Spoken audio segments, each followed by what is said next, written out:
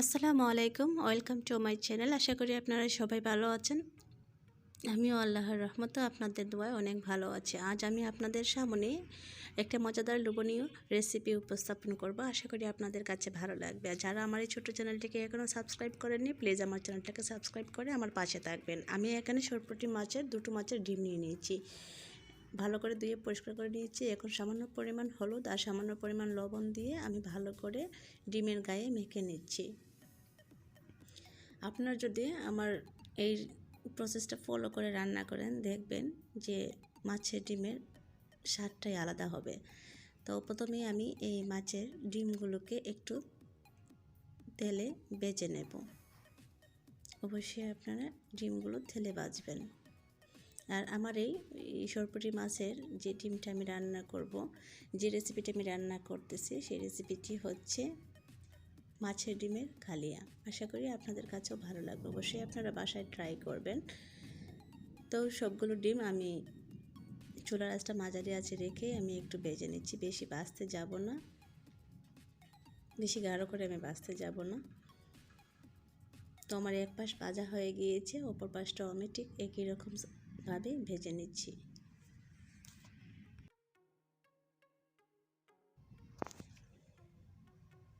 তো ডিমগুলো আমার ভাজা হয়ে গিয়েছে। এখন আমি ডিমগুলো একটা প্লেটের মধ্যে নিয়ে নিচ্ছি।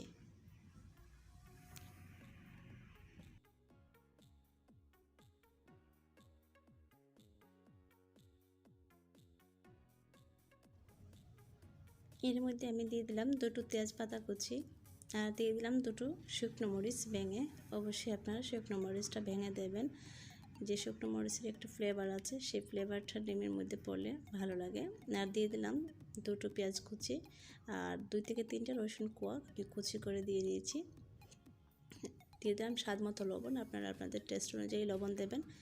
লবণ দিয়ে আমি 3 থেকে 4 মিনিট আমি এই পেঁয়াজটাকে একটু সফট হয়ে আসা অবধি আমি ভেজে নেব। তো পেঁয়াজগুলো সফট হয়ে এসেছে। এর মধ্যে আমি অ্যাড করে দিচ্ছি সামান্য পরিমাণ নর্মাল পানি।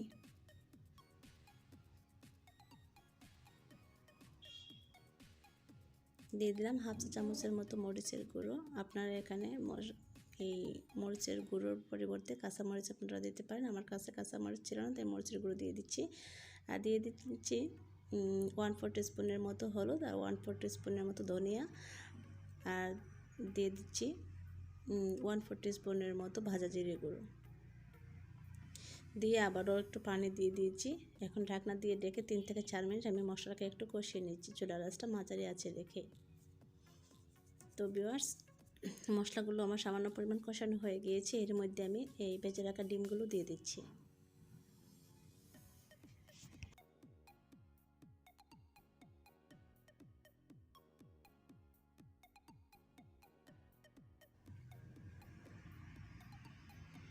ঢাকনা দিয়ে ঢেকে 3 থেকে 4 মিনিট আমি এই ডিমগুলোকে ঝাল করে নিচ্ছি।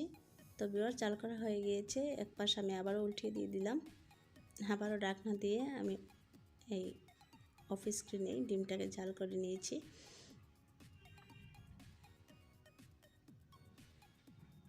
আবারও ঢাকনা দিয়ে দিলাম।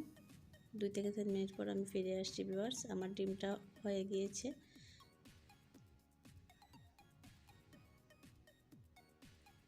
তো আশা করি এই রেসিপিটা আপনাদের কাছে ভালো লেগেছে। অবশ্যই বাসায় ট্রাই করবেন। আর খেতে দারুণ মজার নতুন স্টাইলের মাছের ডিমের কালিয়া।